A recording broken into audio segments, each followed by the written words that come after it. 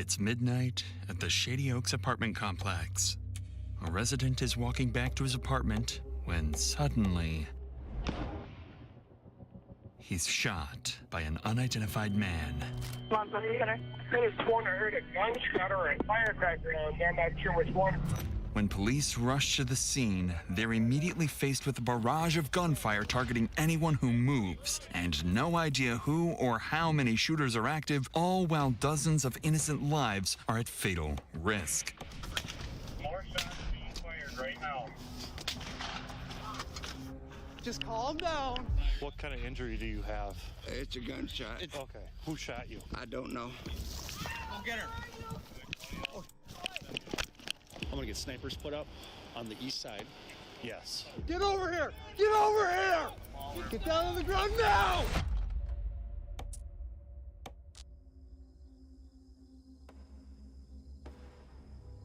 At approximately 2:17 a.m. on that Sunday night, officers receive reports of gunshots near Shady Oaks apartment complex. Minutes later, around 2:20 a.m., first responder officer Cody Needham approaches the scene to investigate. Little does he know, the gunshot reports were part of a trap set by the shooters, and he was driving straight into it.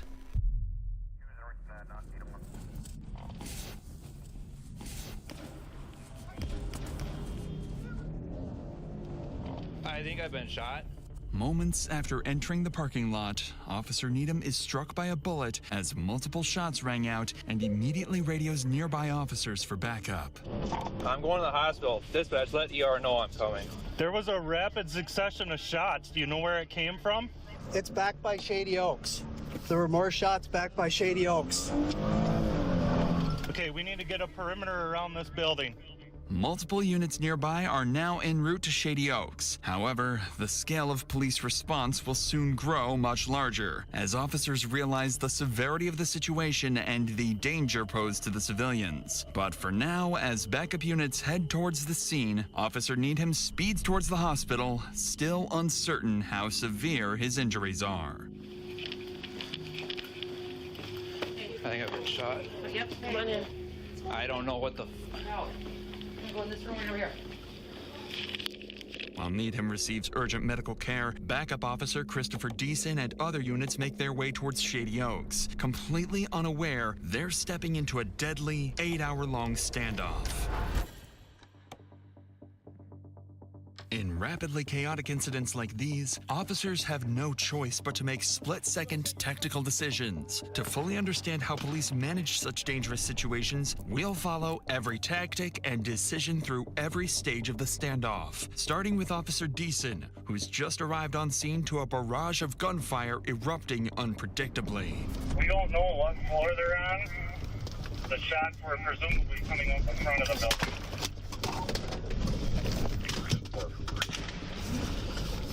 More shots being fired right now.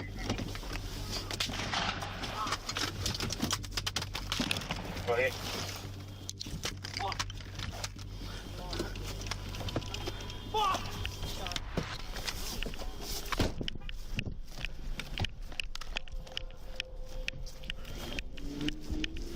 You being shot at? You okay?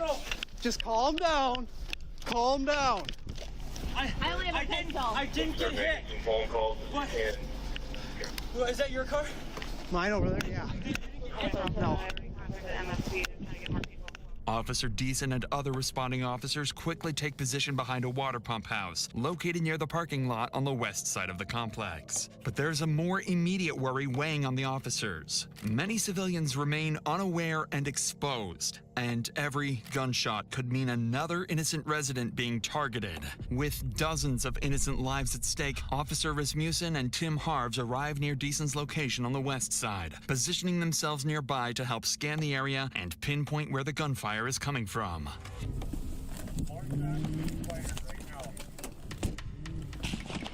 306, 2400, start everybody.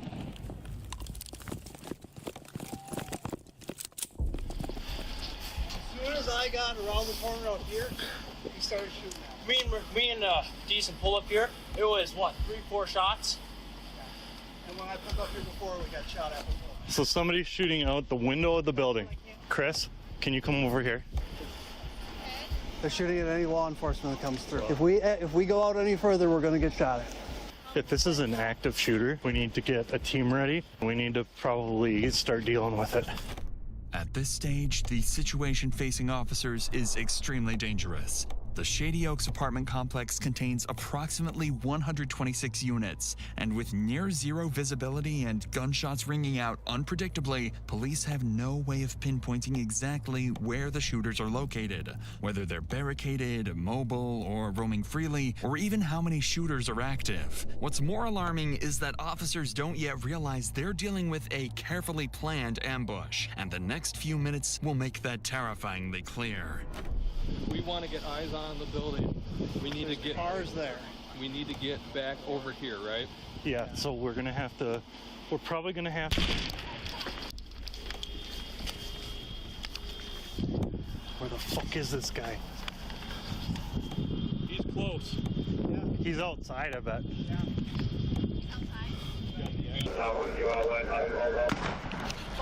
Okay. He's running across! You see him? Yeah, watch it. He's running. Where? Where is he running to? North or He south? ran that way, he ran that direction. Running south. I don't know if he got shot at or what, but someone just ran across the back lot. He's running. Towards the back lot. To the south. I don't know if it was him or someone that got shot at. Someone Correct, they ran out here in that direction. No, they're behind the trees here. Other side of the trees. What? Is that, you think that's a high-powered rifle? Or... Something high. Off! Just calm down. Do not bowl me over. Shot at this house. It's coming from the front of the building. It impacted the road on the Little Fourth. One of the shots officers just heard was aimed at a resident who stepped outside the building, completely unaware of the active threat. He was struck and immediately ran away. With danger escalating and officers still unsure how many shooters they're dealing with, or even where the next shot might come from, their immediate focus shifts to two critical priorities. First, identify and engage the source of the gunfire. Second, secure the perimeter and evacuate civilians inside and outside the building to prevent further casualties. However, officers still don't have a key to access the building from any side, adding a major complication to their plan. So, to move forward, Officer Deason and Harves formulate a tactical plan.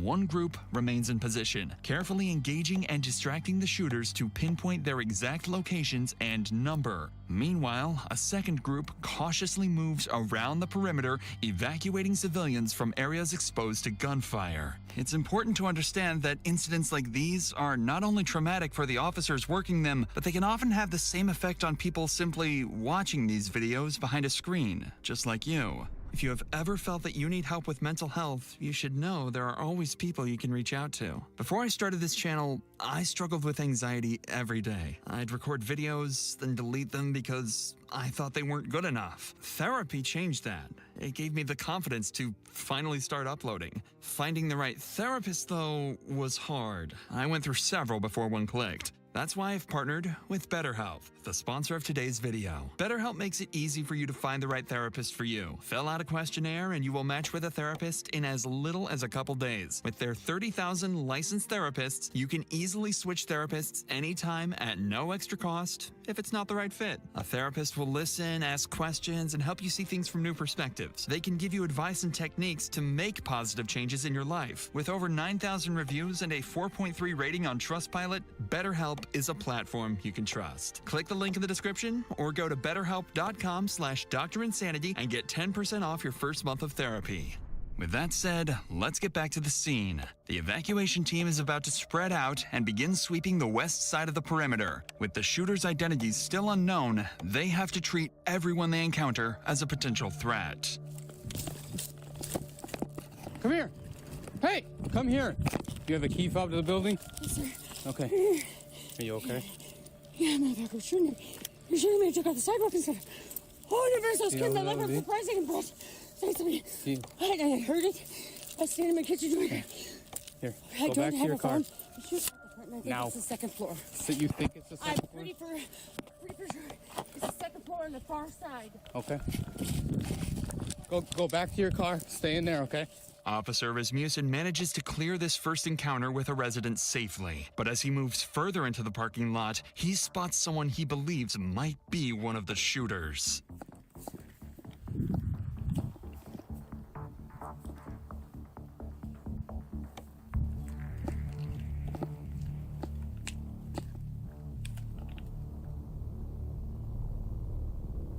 Stop!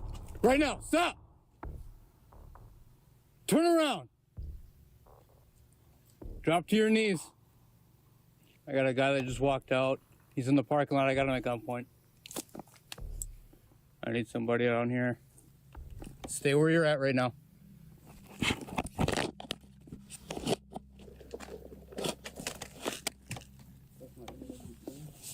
Okay, we have somebody shooting from your building right now. Okay. Okay. Okay, take him. Go to him. Stop. Ma'am, come here. Come here. Come here. It's police department. Come here. There's somebody shooting from your building right now. Okay? Now keep your hands out of your pockets, please. I'm sorry. Go to that red car over there. Okay. Go. The individuals turn out to be residents, completely unaware of the danger they've just narrowly avoided. But Rasmussen's attention quickly shifts towards two more residents exiting from the back of the building, one clearly injured and struggling. Keith, you got up in the building? This way. This way.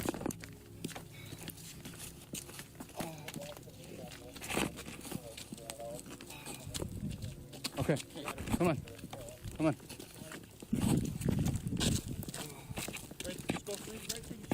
Okay, right here. Now, I handed my phone off, so I have no way back. Okay, well, you're not going back in anyway, so you're fine. Are you hurt at all, sir? Or just the one? Just me. Okay.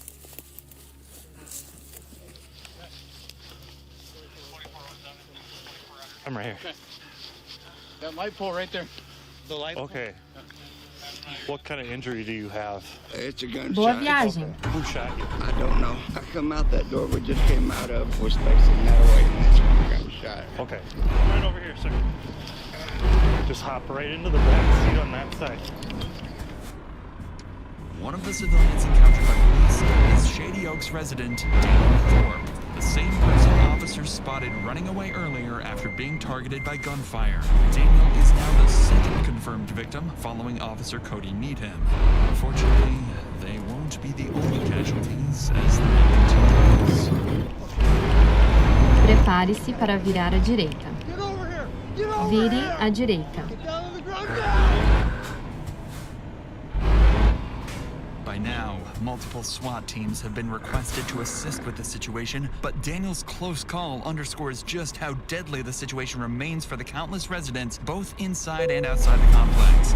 Many of them are still going about their night, not even realizing they're in any danger. Thankfully, Officer Rasmussen gained crucial intel from the woman he encountered outside the building. According to her, the shots Prepare-se appear para to virar à originate from an esquerda. apartment on the front side of the building, Vire à possibly on the esquerda. second floor. But most importantly, she provides the officer with a key to access the building. With dozens of innocent lives still at risk, police urgently need to devise a plan to infiltrate the building and evacuate residents before the shooters have a chance to move positions Aqui termina o start percurso. targeting residents door to door. If the next steps aren't executed perfectly, the consequences could be catastrophic. With this in mind, Officer Tim Harves repositions to a parking lot near Giant Wash Skyline Express just southeast of Shady Oaks to meet with command, await incoming SWAT teams, and strategize their next move. We haven't been able to get... They were thinking maybe like second floor, but now Chris is saying there's movement on 7th, but there's movement all over if you watch those windows. Nobody's identified where or who. Once I get more SWAT bodies in, I'm just going to bring up some perimeter teams to take over on perimeter. I'm going to get snipers put up on the east side.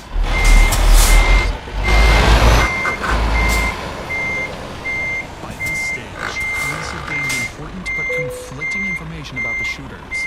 Witnesses indicate activity on the second floor at the building. Vamos lá. Officer Deason's group has reported suspicious movement higher up, possibly as high as the 7th floor. With these conflicting reports, the situation remains risky and unpredictable. So, to gain some control, multi-jurisdictional SWAT teams are now eager to help secure the building's perimeter, deploy snipers, and infiltrate the complex to evacuate civilians trapped inside. In the meantime, Officer Christopher Deason and his group continue to hold a critical position at the west end, actively scanning the building to pinpoint how many shooters they were dealing with and their locations.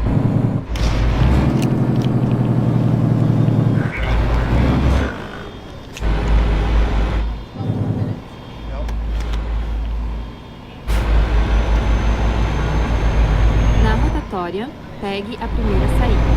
Correct. Correct. Someone moving towards Saia agora.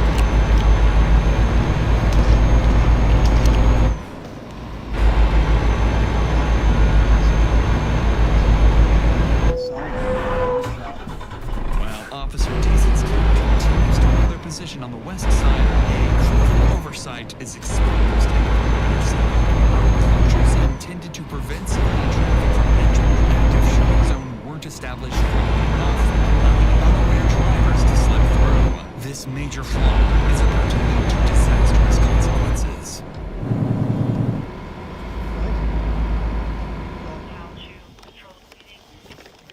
Well, you don't go out there.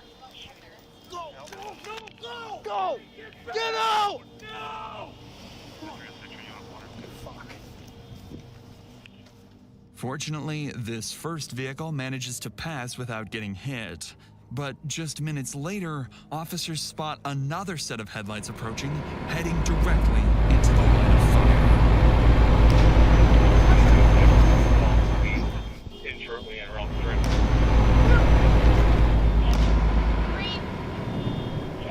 Na rotatória, pegue a segunda saída. No. Correct. Maybe. They're not aiming directly at us. Yep. Vehicle coming northbound and forth. Officers quickly realized the rapid succession of shots was not directed at them, but at a civilian vehicle passing by the front of Shady Oaks.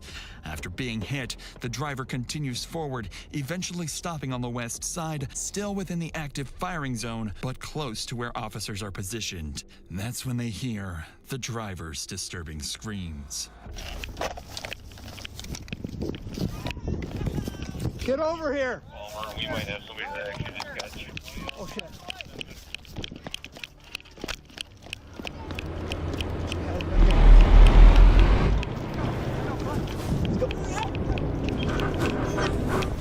Should have known.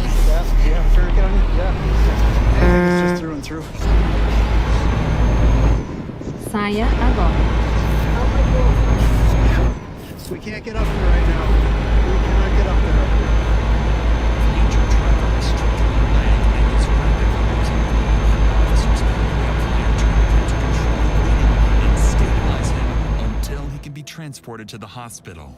But before they can even catch their breath, another serious problem appears. Other residents and civilians continue to pass close to the active firing zone, oblivious to the lethal danger surrounding them. That's when Officer Deason spots something alarming. Someone riding on a bicycle is suddenly seen riding straight through the active firing zone and directly towards officers. You can stop them.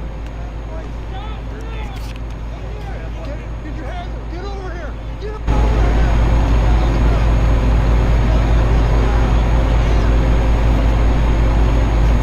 We got people shooting out of that building.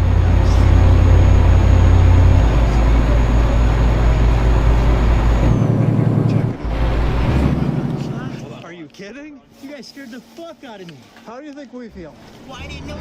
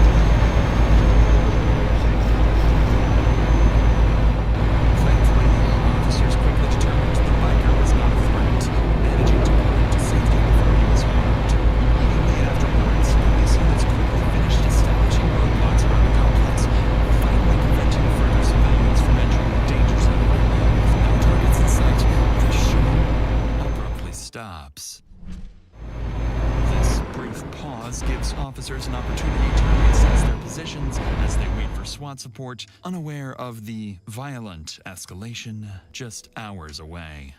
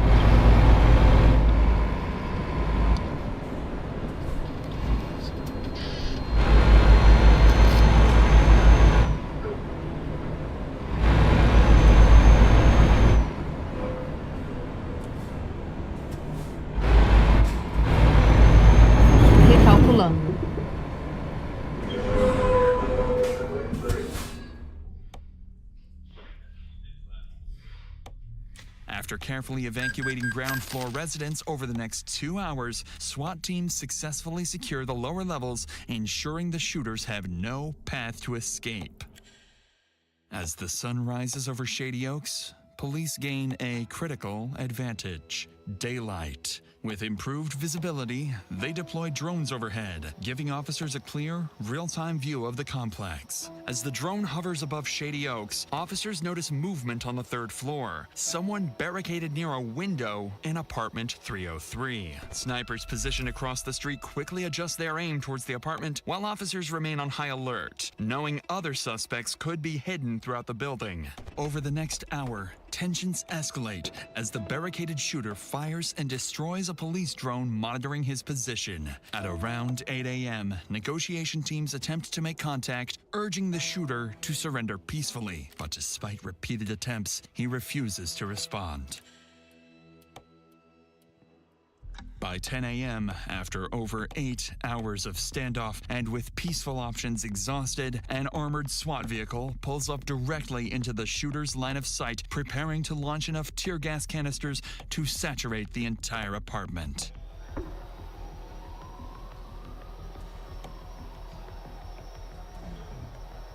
Moments after the gas enters the apartment, the barricaded suspect moves to the window. For the first time, officers see his face. It's a young man, barely out of his teens, armed and ready to fire back. Following the shooter's reaction, a single, carefully aimed sniper shot shatters the apartment window, sending shards of glass directly into the shooter's forehead. Moments later, he appears from the window holding a towel to his face, clearly weakened and disoriented. A SWAT team immediately rushes to apartment 303 to apprehend the shooter. Inside, they find him wounded but cooperative, quickly placing him into custody and escorting him out of the building. Apartment 304 is also a priority. Car sheriff did for double check him 45 minutes in the freezing rain. You guys are good. Get some change in the left pocket. Big ass baggy pants. Check down by his feet. Nothing on his feet. Not having your 38. Buddy, spread your legs real quick. I have nothing. You see hands pulled up at least a little bit. Yep. Ow! Fuck! My arm. There you go. You want to switch out doctors? I can give me an IOU. The shooter is soon identified as Devin Matthew Wayland. Inside his apartment, officers recover multiple firearms, including the rifle used throughout the standoff. Officers continue to search the complex, and after a thorough sweep, they find no other threats, confirming Devin was the only shooter. As he is transported to the hospital for medical treatment, detectives begin rehashing details of the shooting. That's when they make a troubling discovery. The initial 911 call reporting fireworks had been placed by Devin himself. I could have sworn I heard a gunshot or a firecracker, and I'm not sure which one. Investigators quickly realized the call was a deliberate attempt to lure responding officers directly into his line of fire. Given the calculated nature of the ambush, they suspect that Devin may not have acted alone, that he could be linked to a larger threat, perhaps associated with an extremist group or a broader violent plan. With this in mind, detectives bring Devin straight into an interrogation room as soon as he is medically cleared, urgently seeking answers about his true motives and whether any additional attacks were placed. Hey, Devin. Hello. How are you? I've been better. Yeah, it looks like it. Feeling okay though?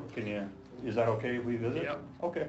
Now, let's back up to the day before the incident and just talk to us about your day and kind of what's going on. Everything seemed all right. Everything seemed fine. But, Okay. These ex-friends of mine, they wanted to hang out with me, and it was gonna be his girlfriend's birthday, 21st birthday, so they wanted to party and drink. Well, I do like political discussion. I like to see people's views and ask them why they think of that, so I can respect them deeper and Like view them. political stuff? Yep. Okay. But it just turns out that they're ex-tweakers, and I think one guy was tweaking there. This guy's name was Seth something. And they're all like they're saying I'm getting in their face and screaming at them. I'm partially deaf from working in machinery. I said, I'm sorry, I'll get down on my hands and knees. I'll show you I'm not being violent. And this woman was saying, get on my man's face. And I'm like, I'm not in your man's face. I'm just saying, this is how I view about the situation, because how can I respect you? You've been nothing but nice to me. So she has until this point on. And Judd said, get off his face. I said, I'm not on your face. He pushed me. He was trying to fight me, so I fought him. And Jordan got on me, and he tried fighting me, and he claimed he was trying to make sure there would be no fight to happen. But that was the last straw. And for some reason, I felt like because no one would believe my side of the story, I had my firearms out and ready to use, just in case anything did happen, which I didn't want it to, but I had an accidental discharge of my Mosin-Nagant rifle and had one bullet for it. I'm not Which sure. kind of rifle was it? Mosin-Nagant. Okay. It was a mental slip-up. I haven't been employed in a year. And my grandfather died 3 years ago. I just wanted it, and I didn't want to ever shoot a cop. That's why I surrendered.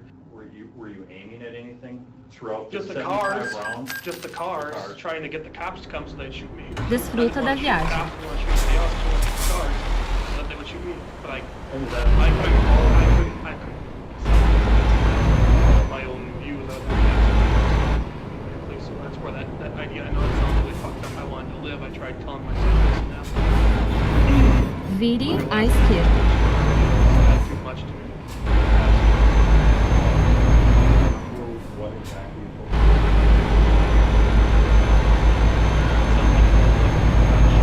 Fireworks or some type of. Prepare-se para virar à direita. I don't know. Did I say fireworks? I don't know if I did. Vire à direita. Perhaps the most striking thing about Devin's confession is his description of feeling trapped between a desperate wish to die and an inability to harm himself. A psychological state commonly known as died by cop, where someone intentionally provokes law enforcement to use deadly force to end their own life. Following the interrogation, detectives determined that Devin Wayland had been alone, ruling out connections to any larger extremist groups. Devin admitted to intentionally provoking police to respond with deadly force driven by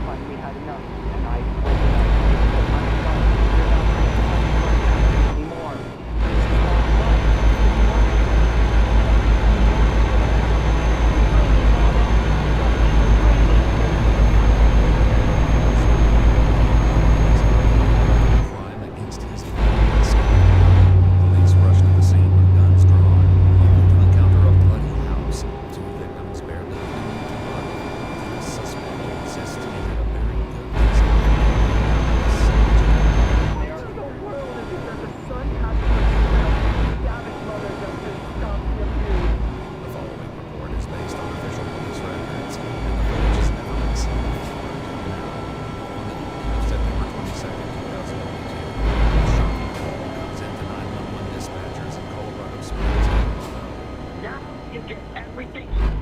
911, what's the location of the emergency? I need a cleanup crew because a bunch of stupid push a mental illness patient to their limit, and I can stab you all of them. All of this could have been avoided. What's your name? You're still breathing. I'm still here. I'm not kidding. There's blood everywhere. What's your name?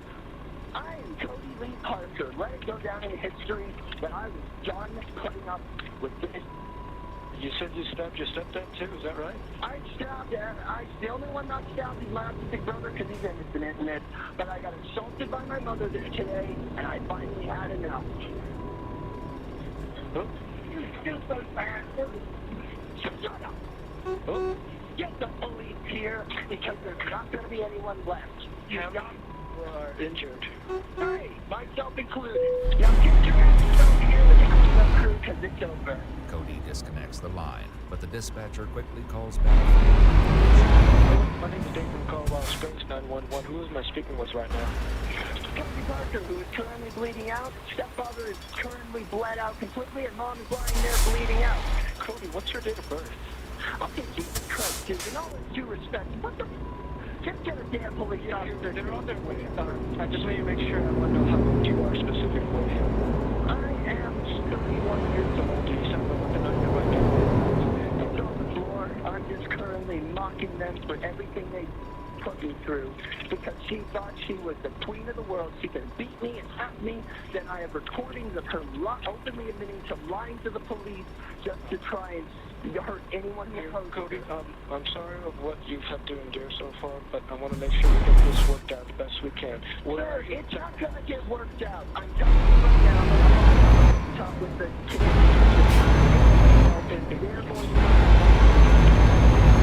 Yeah, and the operator.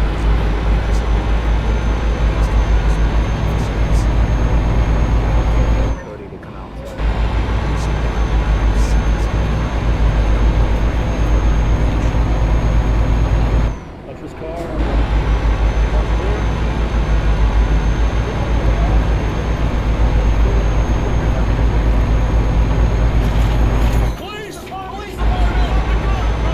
Prepare-se para virar à esquerda.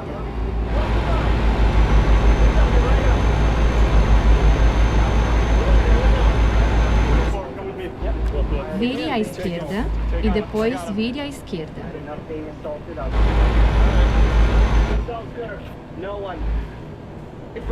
Vire à esquerda. Come inside.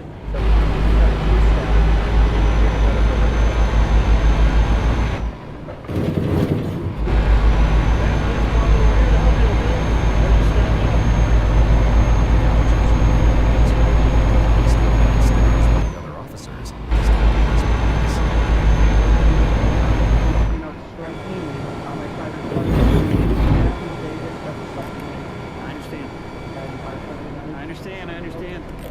Where all are you cut? Where all are you cut? Just the wrist. Copy, bud. All right, listen. Come here, have a seat. Guys, I got a med kit. Tell me where you need me. All right, come here. He's got minor bleeding. Somebody come take care of him. He said somebody. Right here. All right. Ma'am, are you with me? Ma'am, are you with me? Ma'am, are you with me? Ma'am, are you with me? Prepare-se para virar à direita. Hey, sir. Sir. Light pulse, multiple stab wounds. Vire à direita. On the scene stands Cody's autistic brother, Daniel. Hey, stay right here for me, sir. Okay. Siga em frente e depois vire à direita.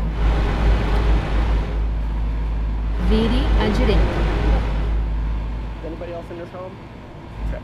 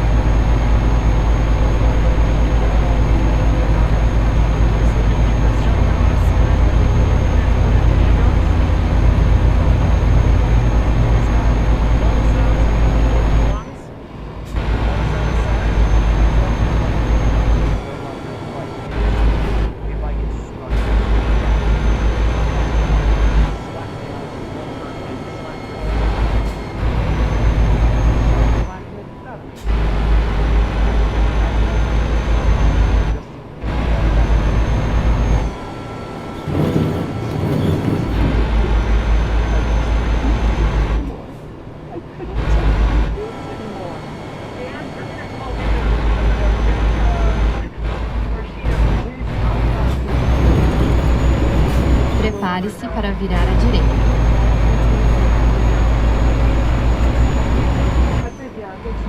Vire à direita.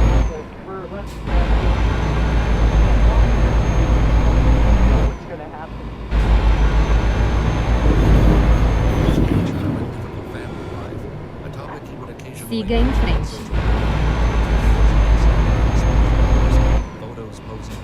Siga em frente.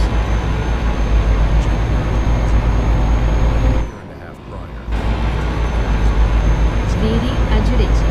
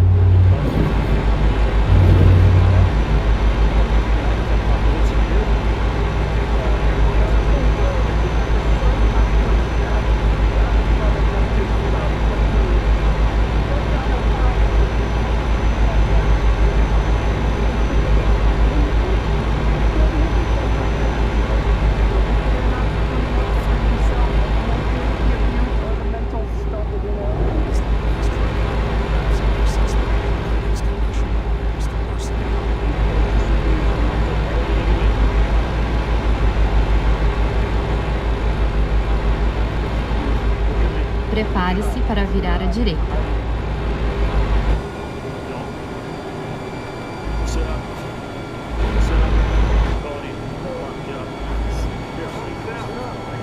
Vire à direita e depois vire à direita.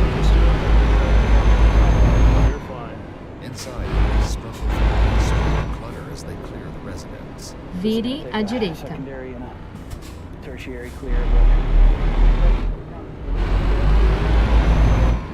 We only have a suspect telling us.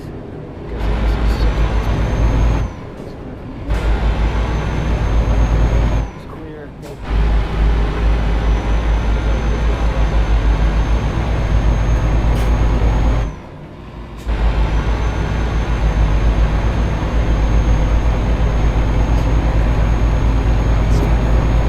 Says his mother is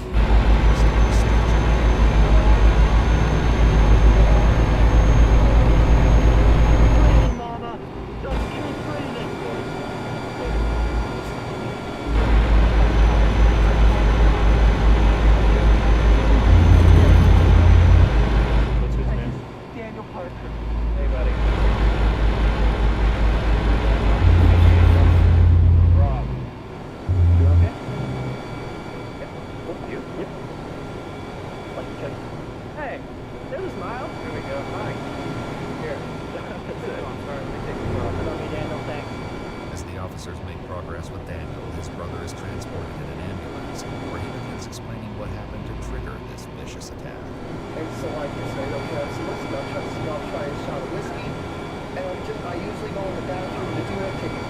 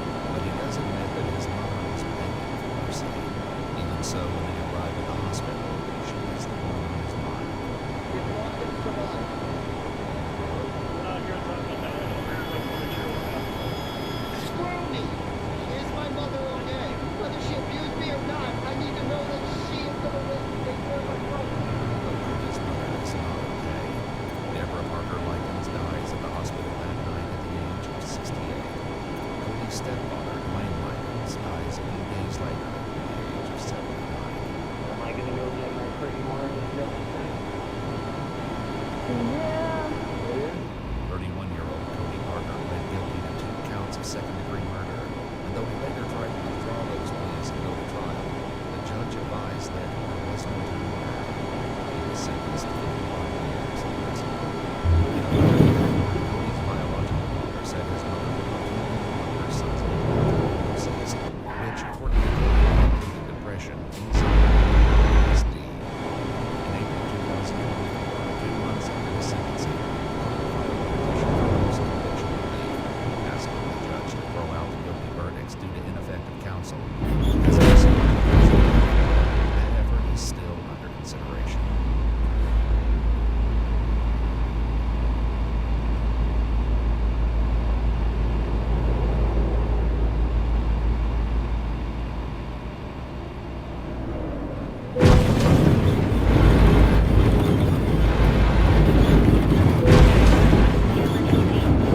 I killed somebody. Who did you kill?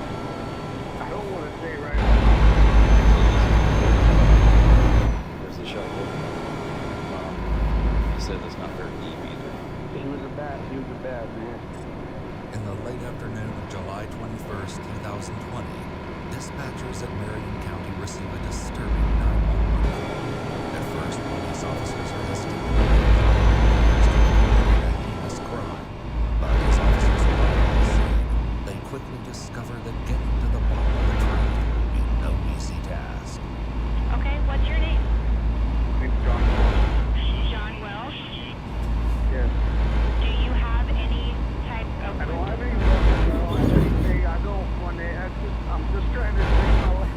I'm not doing anything wrong right now. I'm just. Sir, I promise you, I'm not accusing you of doing anything wrong whatsoever. I'm just trying to know what my officers are walking into. You guys buried here. You buried the person at your house? Yes.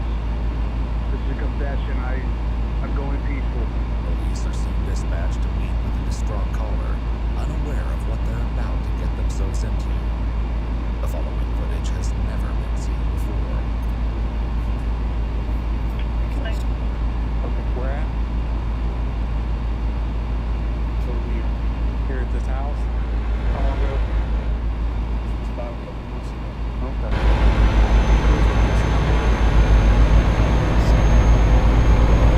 How am I gonna?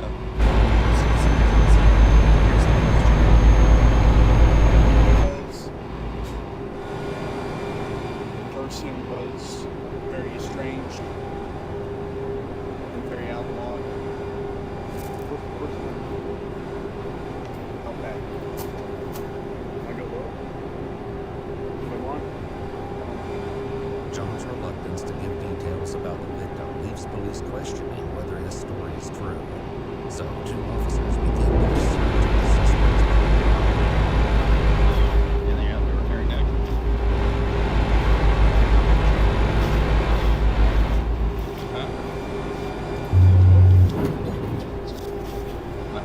Said it's 2 months ago.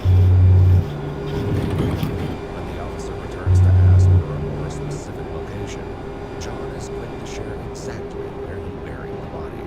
We're at the back over there.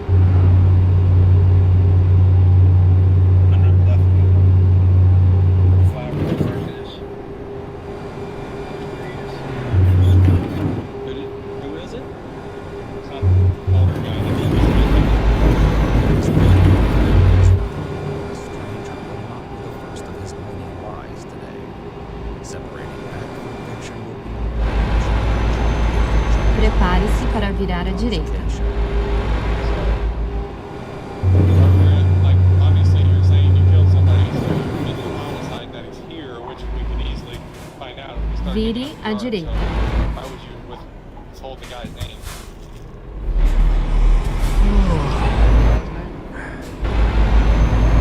We just kind of like get in the car and see if we can find out if he did.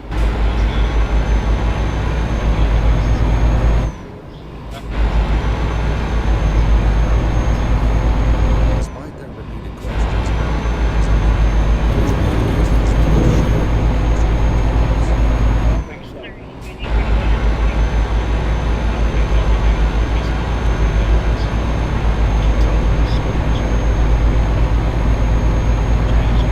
Prepare-se para virar à direita.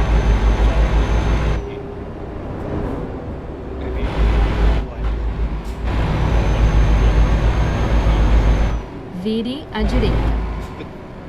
That was What's he from, you know?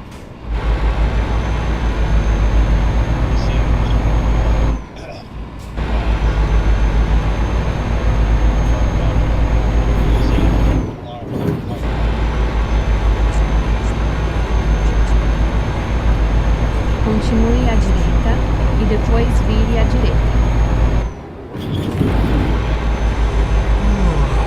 Vire à direita.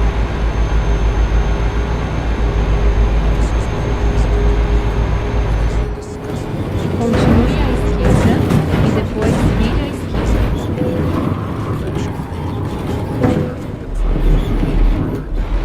Calculando uma nova rota.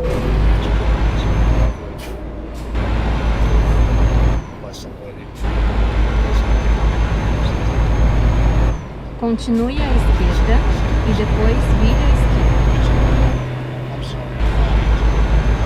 Vire à esquerda.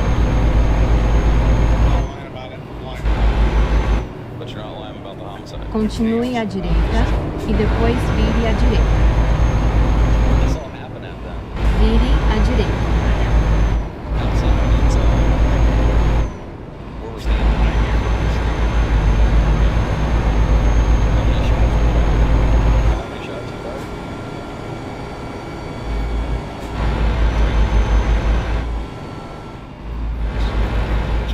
With little more to go on than a first name, a missing truck, and a less than truthful suspect, police search their database for clues.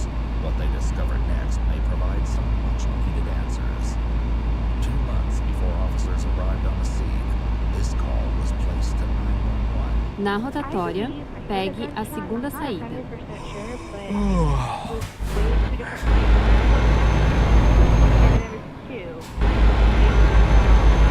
Saia agora.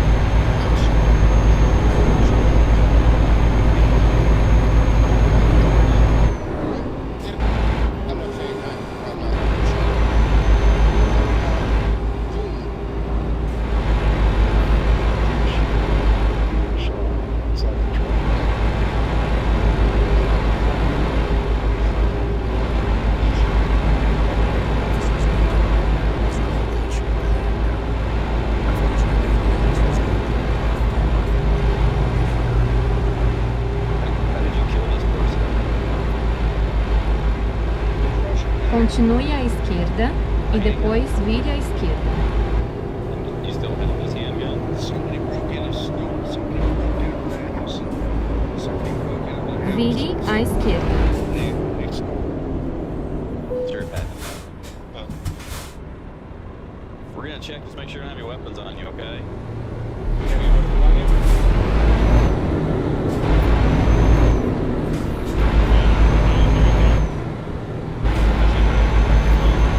Recalculando a rota. Continue à esquerda e depois vire à esquerda. Bom, vamos encontrar uma nova rota.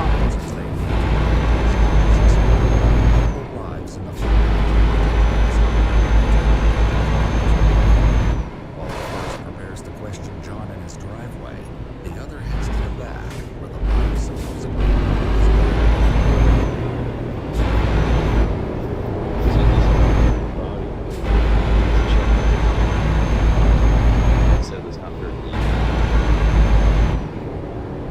Siga em frente.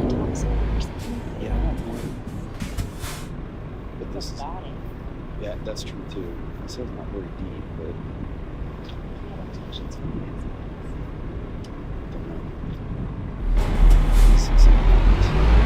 He's very forthcoming, and then he won't. So.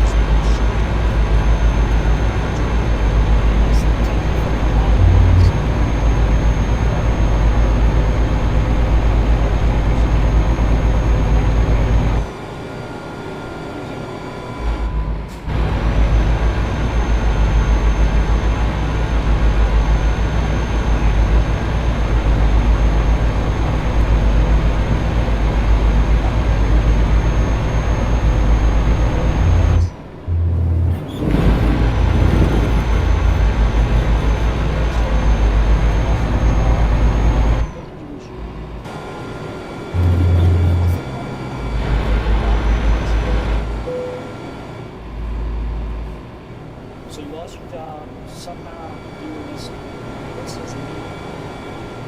Got into it because he was a random person.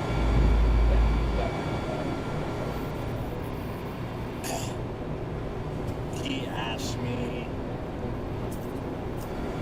While the police have redacted this part of the footage, John's initial contact sheds light on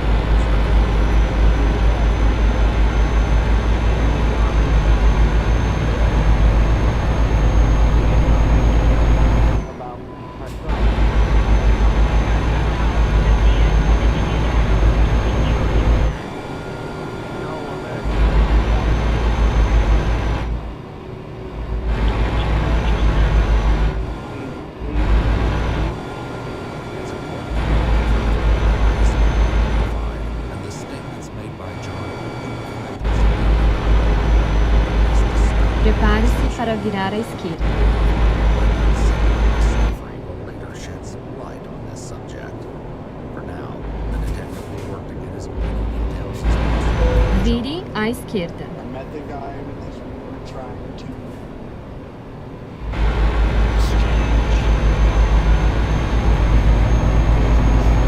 Prepare-se para virar à esquerda.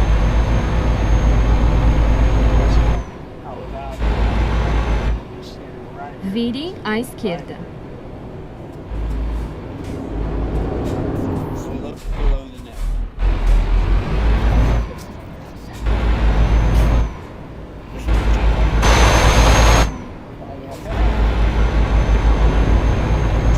Shows the detective where he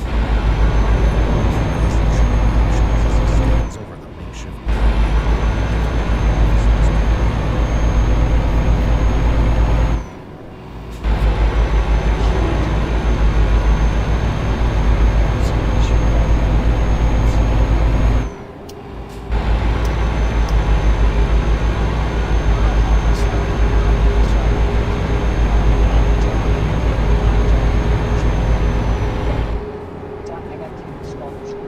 Na rotatória, pegue a primeira saída. Saia agora.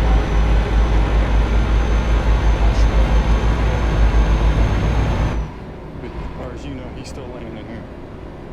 Buried a couple feet down, right? Seemingly unnerved by John's silent stare, the officer attempts to get more information about this murder weapon. But you don't have that gun anymore? It's something that was easily acceptable. Did you report that gun stolen? Did you call the police? I called the police when an incident happened and they knew I was for a fact in jail with somebody. Continue à esquerda e depois vire à esquerda.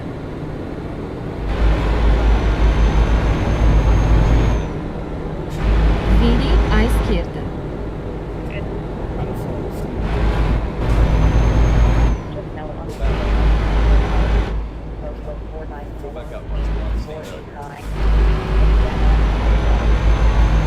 Siga em frente. Esqueça isso. Eu encontro uma nova rota. John returns to the front of the house with the officers. When one officer thinks to ask what brought about his sudden desire to confess, his shocking revelation is not unexpected, as you'll soon learn. Has the guilt of it been eaten out? What made you decide to call it? Okay. Great attention on being around. I'm working on finding back pretty much. His call was not 911. Knowing that he would soon be evicted, he opted to tell the person who would eventually discover Vire à direita. the secret. My name is Adam. I own a property. All I am is the owner. I'm not there right now. Don't hold me. Siga em frente. He is there.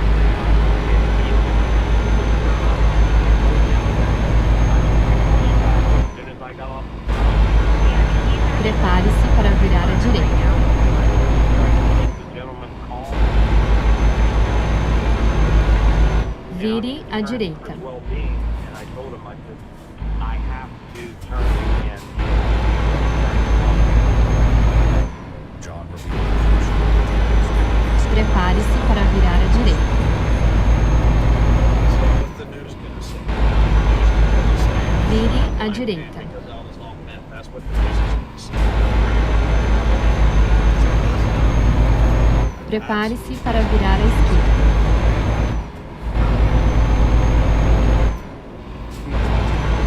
Vire à esquerda.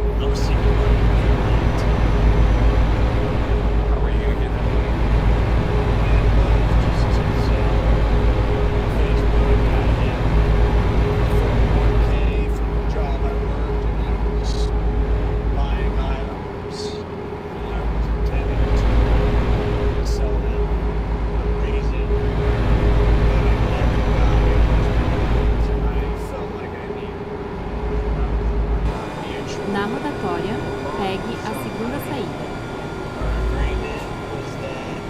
Saia agora.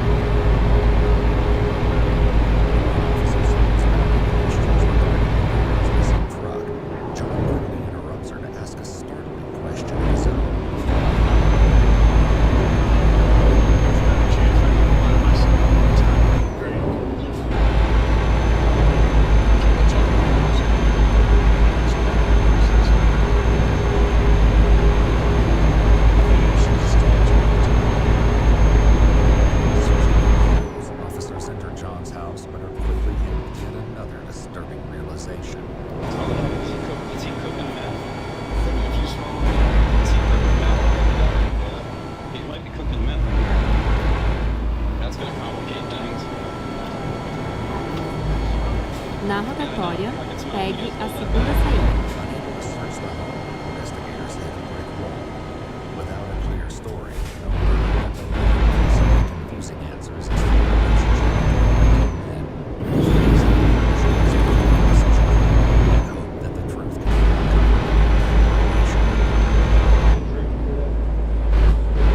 Saia agora.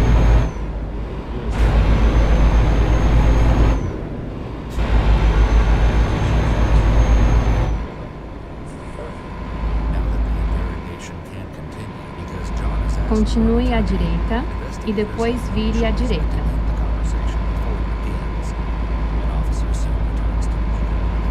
Vire à direita.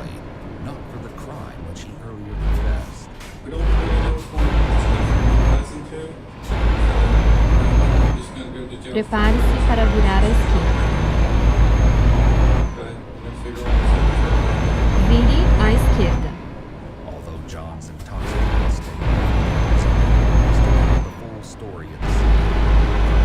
Prepare-se para virar à direita.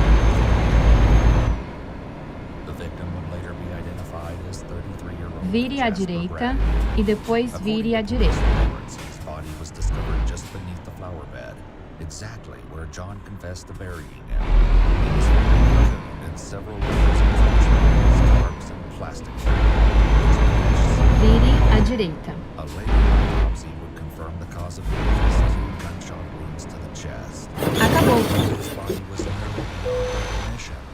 autopsy report noted several details about his appearance. These observations, when compared to the video you're about to see, have spine-chilling similarities. At the time of his death, Jasper's hair was styled in a distinctive low bun. He donned a thin plaid scarf, wore 2 necklaces, and his fingernails were painted.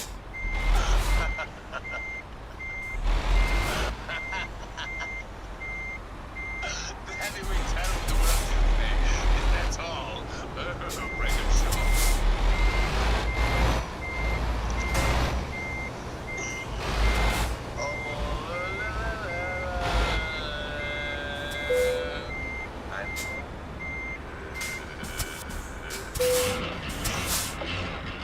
You know, I'll tell you something.